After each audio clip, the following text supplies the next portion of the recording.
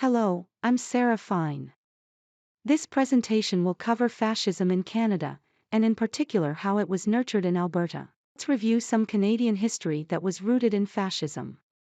Colonization, assimilation, white supremacy, patriarchy rule, and nationalism.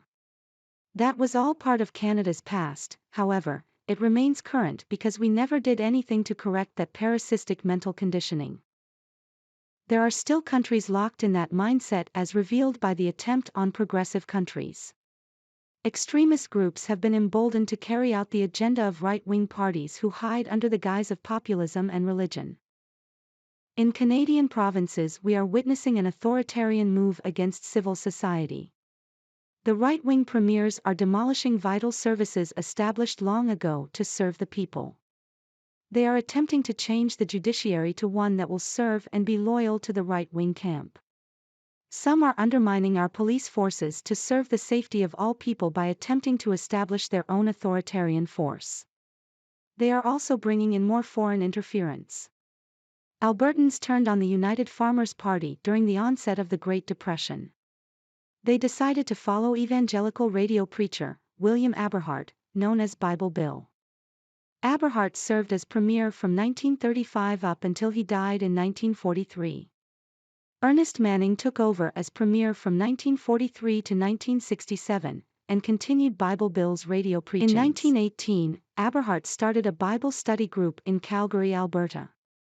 By 1923, the Palace Theatre had to be rented to accommodate all who were interested in Aberhart's preachings. In 1925, CFCN broadcast his Sunday sermons across the prairies and to listeners in northern United States. Aberhart became enthralled with another influencer, Major C.H. Douglas. Eager to spread the gospel of Douglas, Aberhart included his writings and musings into his Sunday radio broadcasts.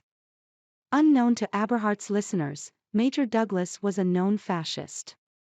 Aberhart's goal was to expand his party and ideology across the prairies. He invaded Saskatchewan's election and his candidates managed to win 2 seats, Kindersley and the Battlefords. He tried to do the same to Manitoba and British Columbia. However, his ultimate goal was to infiltrate Ottawa. Alberta's attempt to overtake Canada goes as far back as the Great Depression. The only difference now is that the internet has provided an easier method to lure people into the desire to recreate hellish times. The sources behind the attempt to implement authoritarian rule are libertarian think tanks, cults who endeavor to strip human rights, white supremacy groups and gangs, charlatan preachers who have television platforms, and lobbyists who have established fake advocacy groups such as the Canadian Taxpayer Federation. Stephen Harper revealed the right-wing goal at a Mayor Rob Ford barbecue. The Hat Trick Manifesto is to remove progressive policies at the federal, municipal, and the provincial government levels.